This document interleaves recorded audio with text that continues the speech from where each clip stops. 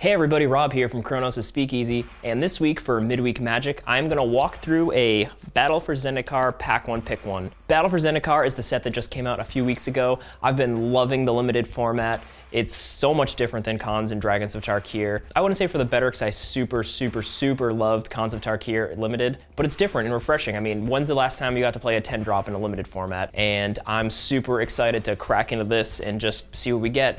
So let's get this going over here. So I'm going to start with the commons. I'll talk about the ones that are even worth talking about. I'll give some insight into why I think I would pick them in a format. Then we'll move on to uncommons and then the rare.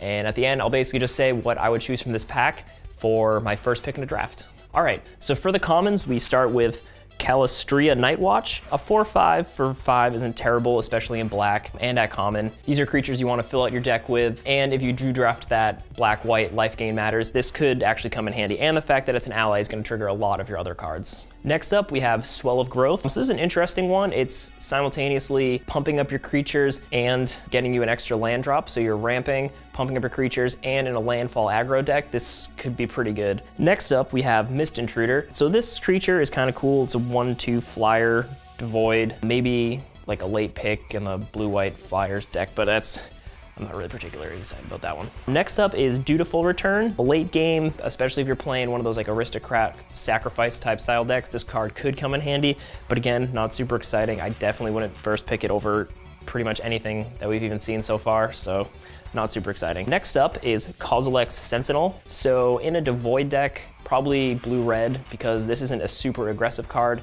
It's more of a mid-rangey, just play it early, kind of defend the board, which is kind of weird for red. Usually see these cards in like white or black or blue, one of the more controlling mid-range colors. But it's cool to see in red. In that colorless devoid type deck, this could be really cool. Next up, we have Cliffside Lookout.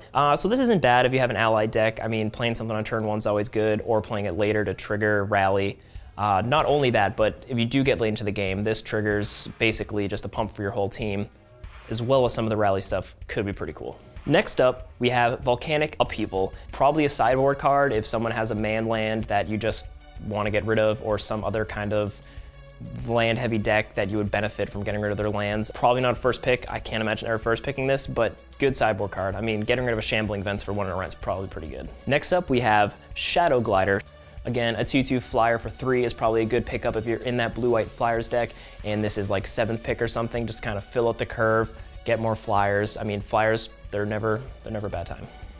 Next up, we have Lifespring Druid. If you're playing one of those big ramp decks, you have big Eldrazi you want to get out, having any kind of mana ramp is super important. This is kind of expensive for a 2/1 that just adds a mana. So again, probably not a first pick, but later in the game, if you're just trying to get more ramp, so you can play like an Ulamog or something, you're probably gonna wanna pick these up. And for our last common, we have valakutInvoker, and it is a 2/3. So a 2/3 for 3, not bad, especially in like a red aggressive deck. It's just a solid body. It can block well, attack well, but also you can tap 8 colorless mana to deal 3 damage to target creature or player, which if you just need to start pinging people off, or if you're at a stalemate and you just need to finish your opponent off, 3 damage a turn will add up pretty quick. So out of those commons, the one that excites me the most is Causal Ex Sentinel. It's cheap, a great defensive body, and for my particular play style, I really like that blue-red deck. I think it's fun. There's a lot of devoid cards. It's not that hard to fill out. And for the first few turns of a game, it's really hard to get through a 1/4 body that can grow pretty easily. And now on to the uncommons. Our first uncommon is Angel of Renewal. So right off the bat, a 4/4 flyer for 6 is not a bad card. It hits hard. It's hard to block against, and also the fact that it's an ally makes it a huge finisher for the ally decks. Also, if it's in the life gain deck, you're gaining a ton of life, especially if you have a ton of allies out. This card seems great in the ally deck and the blue-white flyers deck. Definitely the top pick as of now. Next up, we have Retreat to Khazad. So these are interesting. Some of them are powerful. I haven't had a chance to play with them too many times in Limited. I don't know how much of an impact they play, but this particular one seems fine in certain types of decks, but it doesn't excite me that much. Next up, we have Molten Nursery. So this card, along with the card that I liked earlier from the commons, you can kind of see where that devoid deck can come out, especially within red, and some of the blue cards also play really well into this. And you can see that you can kind of get a nice board presence going, and they all play off each other and eventually start whittling down your opponents. They just can't get through, and you can kind of lock down the board and then finish them out in the air with some of the flyers. And now time for the rare.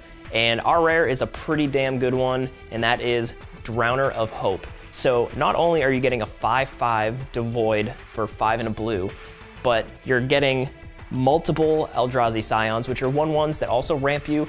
But in this particular case, you can basically tap 2 creatures by sacrificing them.